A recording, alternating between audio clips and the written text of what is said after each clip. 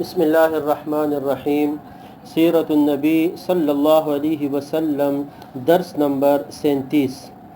آج کے درس میں غزوہ خندق کا ذکر ہے۔ دو باتیں ذکر کرنی ہے۔ حضرت نعیم بن مسعود رضی اللہ تعالی عنہ کی حکمت عملی۔ نمبر 2، مشرکین پر ہواؤں کا طوفان آ جانا۔ مشرکین جب مدینہ منورہ کے قریب پہنچ گئے، گزشتہ درس میں ذکر ہوا تھا، تو ان کا سامنا ایک خندق سے ہوا جس سے وہ واقف نہیں تھے، اور وہ ان کے لیے بہت بڑی رکاوٹ تھی، اور اس درمیان میں دونوں طرف سے تیر اندازی ہو رہی تھی، اور ایک تیر حضرت سعد ابن معاذ رضی اللہ تعالی عنہ کو بھی لگا تھا، اور ان کے بازو کی رگ کٹ گئی تھی جس سے ان کو کافی تکلیف تھی۔ ایک طرف مشرکین کا یہ 10,000 کا لشکر تھا، دوسری طرف مدینہ منورہ میں جو یہود کا ایک قبیلہ بنو قریظہ آباد تھا، ان کے بارے میں خبر ہوئی کہ جی بنو قریظہ نے عہد شکنی کر لی ہے، اور جو وعدہ کیا عہد تھا مسلمانوں کے ساتھ اس کو توڑ دیا ہے۔ تو پیچھے مدینہ منورہ میں خواتین، بچے اور یہ سب تھے۔ نبی اکرم صلی اللہ علیہ وسلم ان کے بارے میں بھی بڑے پریشان تھے کہ یہاں سامنے ایک دشمن ہے، اور پیچھے جو ساتھ دینے والے تھے انہوں نے بھی عہد شکنی کر لی۔ تو ایسے موقع پر آپ صلی اللہ علیہ وسلم بڑے فکر مند تھے اور بہت زیادہ اس بارے میں پریشان تھے۔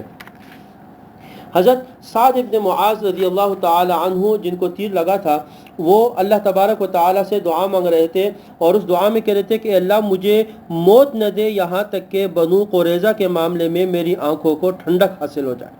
جو انہوں نے کیا ایسے موقع پر جہاں جنگ تھی اور انہوں نے عہد شکنی کی ہے، تو ان کا جو انجام ہو اللہ میں اس کو دیکھ لوں، میری آنکھیں ٹھنڈی ہو جائے، اس کے بعد بھلے مجھے موت آ بھی جائے تو پھر کوئی فکر نہیں ہوگی۔ اس پریشانی کے عالم میں اللہ تبارک و تعالی نے نصرت کے اسباب پیدا فرمائے۔ چنانچہ ہوا ایسا کہ بنو غطفان کا ایک شخص جن کا نام نعیم بن مسعود تھا، اور وہ نبی اکرم صلی اللہ علیہ وسلم کے پاس آیا اور کہا کہ اللہ کے رسول، میں غطفان قبیلے سے ہوں، میں مسلمان ہو گیا ہوں، لیکن میری قوم میرے اسلام کے بارے میں نہیں جانتی، کسی کو اس کا علم نہیں ہے۔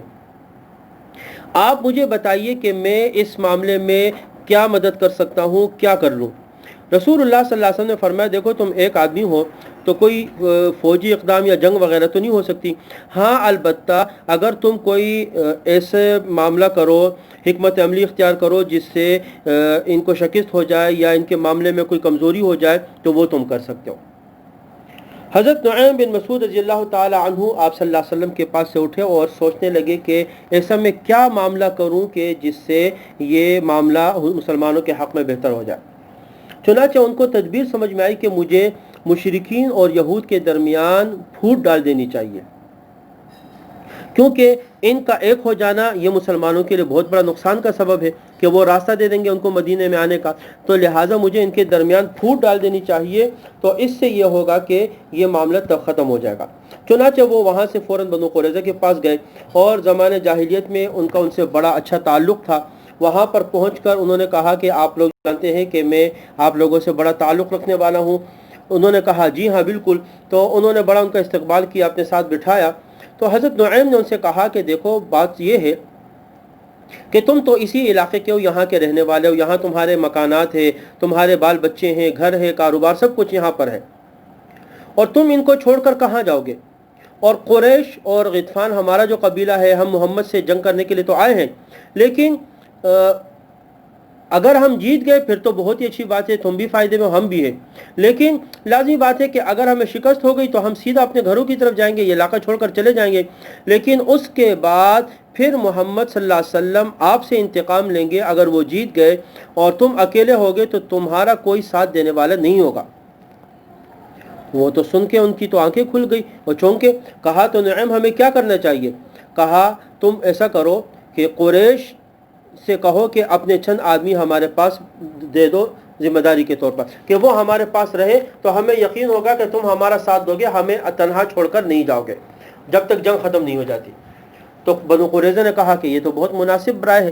ہم ان سے چند لوگوں کا مطالبہ کریں گے، وہ ہمارے پاس ہو۔ اس کے بعد حضرت نعیم یہاں سے اٹھے اور قریش کے پاس گئے، ابو سفیان سے ملے، اور ابو سفیان سے اپنی محبت کا اظہار کیا، اور اس کے بعد کہنے لگے کہ تمہیں معلوم ہے کہ یہود بنو قریظہ کیا کر رہے ہیں؟ انہوں نے نبی اکرم صلی اللہ علیہ وسلم کے ساتھ جو عہد شکنی کی تھی اس پر ان کو بڑی ندامت ہے، اور اب وہ مصالحت چاہتے ہیں رسول اللہ صلی اللہ علیہ وسلم کے ساتھ، لیکن یہود نے حضور سے یہ کہا ہوا، چونکہ وہ شکنی تو کر چکے تھے کہ وہ تمہارے چند لوگ یرغمال کر کے حضور کے حوالے کر دیں گے کہ وہ ان کو قتل کر دیں، تو لہٰذا اس پر ان کے اور حضور کے درمیان معاملہ درست ہو جائے گا، استوار ہو جائے گا، ان کی خطا ختم ہو جائے گی۔ تو اگر وہ تم سے کچھ لوگ مانگے طلب کرے تو تم ہرگز ایسا نہیں کرنا۔ اور یہی بات پھر جا کے غطفان اپنے قبیلے والوں کو بھی کر دی، ان کے بھی کان کھڑے ہو گئے، وہ بھی سمجھ گئے۔ چنانچہ جمعے والے دن قریش نے یہود کے پاس پیغام بھیجا کہ ہمارا قیام یہاں پر کچھ اچھا بہتر نہیں ہے، اور مزید ہمارے لیے یہاں پر رکنا بہت مشکل ہے، ہمارے گھوڑے اور اونٹ مر رہے، سردی بھی ہے، تو لہٰذا ہم یہ چاہتے ہیں کہ تم اندر سے حملہ کرو، ہم باہر سے حملہ کرتے ہیں تاکہ محمد پر ہم حملہ کر دیں۔ یہود نے کہا کہ بھئی کل ہفتے کا دن ہے، اور ہفتے والا دن تو تم جانتے ہو کہ ہماری شریعت میں ایسا نہیں ہے، تو ہم اپنی شریعت کی خلاف ورزی نہیں کر سکتے، تو کل تو ہم جنگ نہیں کر سکتے، ہاں اس کے علاوہ کسی اور دن کر لیں گے، لیکن اس کے لیے ہماری شرط یہ ہے کہ تم اپنے چند آدمی ہمارے پاس بطور ضمانت کے دے دو کہ وہ ہمارے پاس ہوں گے، اور جب جنگ ختم ہو جائے گی تو اس کے بعد پھر ہم ان کو چھوڑ دیں گے۔ جب قریش کو یہ پتہ چلا، اور اسی طرح غطفان سے بھی یہ ہوا، تو انہوں نے کہا کہ بالکل نعیم نے بالکل سچ کہا تھا، دیکھو یہود نے لوگ آدمی طلب کر لیے ہیں تاکہ وہ محمد کو دے دیں، تو لہٰذا انہوں نے کہا ہم اپنا کوئی آدمی نہیں دیں گے، لہٰذا تم اگر ہمارا ساتھ دینا چاہتے ہو اسی طرح ہمارا ساتھ دے دو۔ بنو قریظہ نے جب یہ بات سنی کہ بھئی یہ تو اپنا آدمی دینے کے لیے تیار ہی نہیں ہے، تو انہوں نے کہا کہ دیکھو نعیم نے ہم سے سچی کہا تھا کہ یہ تو جنگ لڑ کے چلے جائیں گے، ہمیں تنہا چھوڑ دیں گے۔ دونوں فریق کا ایک دوسرے سے اعتماد اٹھ گیا، بنو قریظہ کا مشرکین سے، مشرکین کا ان کا، اور ان کے صفوں میں پھوٹ پڑ گئی، اور نتیجتاً ان کے حوصلے ٹوٹ گئے۔ مسلمان بار بار اللہ تبارک و تعالی سے دعا مانگ رہے تھے، اللہم استر عوراتنا وآمن روعاتنا، اے اللہ ہماری پردہ پوشی فرما، ہمیں خطرات سے امن عطا فرما۔ اسی طرح یہ دعا فرما رہے تھے، اللہم منزل الکتاب سریع الحساب اہزم الاحزاب اللہم اہزمہم وزلزلہم۔ یہ دعائیں جو حدیث میں منقول ہے بخاری شریف میں، رسول اللہ صلی اللہ علیہ وسلم اور صحابہ اللہ پاک سے یہ دعائیں مانگ رہے تھے۔ بالآخر اللہ تبارک و تعالی نے ان کی دعاؤں کو سن لیا، اور مشرکین کی صفوں میں پھوٹ پڑ جانے کے بعد اللہ پاک نے ان پر تیز اور تند ہواؤں کا ایک طوفان بھیجا،